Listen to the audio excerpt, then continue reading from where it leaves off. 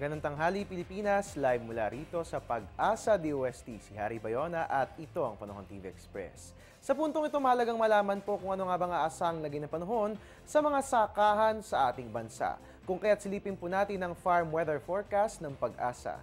Diyan nga po sa Ilocos, Cordillera at ganun din sa mga sakahan sa Cagayan Valley, Central Luzon, Bicol Region at ganun din sa Quezon, asahan po natin ang temperatura na 14 to 22 degrees Celsius sa ating mga upland farms, habang ang ating lowland farms makararanas po ng temperatura na 20 to 32 degrees Celsius. Ang relative humidity maglalaro between 64 to 95%. At dahil nga po mataas ang ating humidity, paalala po ng Pag-asa, pangalagaan po natin yung ating mga halaman dahil nga po kapag mataas po ang humidity, mas prone po ang mga ito sa mga peste at mga iba pang mga insekto.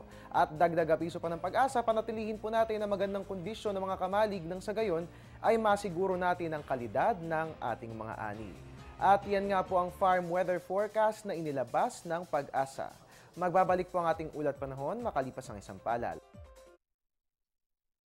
Ang package. Ma'am, sabi ng Air 21 on the road na.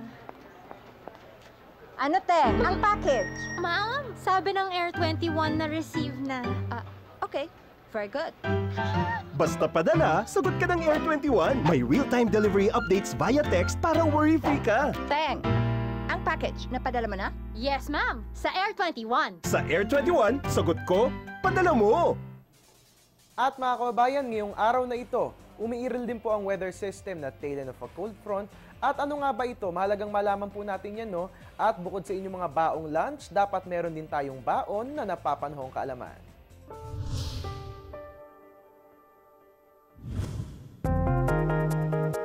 Tuwing masama ang panahon, madalas nating naririnig ang mga katagang cold front at tail end of a cold front.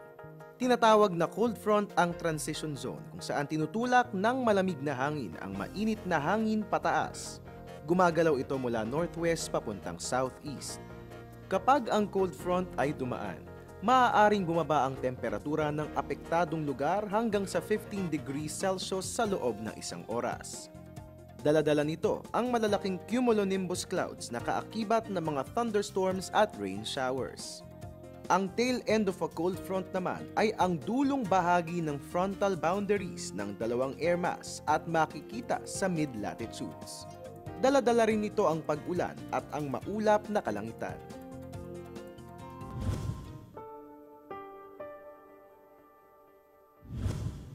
Ang programang ito ay hatid sa inyo ng Air 21. Sagot ko, padala mo! At yan po muna ang latest mula rito sa Pag-asa DOST. Mga kababayan, antabayanan po ang susunod na weather update ni Weather Girl April Enerio. Mamaya po yan sa News at 1. At ugaliin lamang pong pagtutok, dito lamang po yan sa Panahon TV Express kung saan walang pinipiling panahon ang pagbibigay impormasyon. Inyong naging kabalitaan ngayong Wednesday, ang inyong weatherman, Harry Bayona, nagpapaalalang tiwala lang. May tamang panahon ang bawat pagkakataon. Magandang tanghali sa inyong lahat.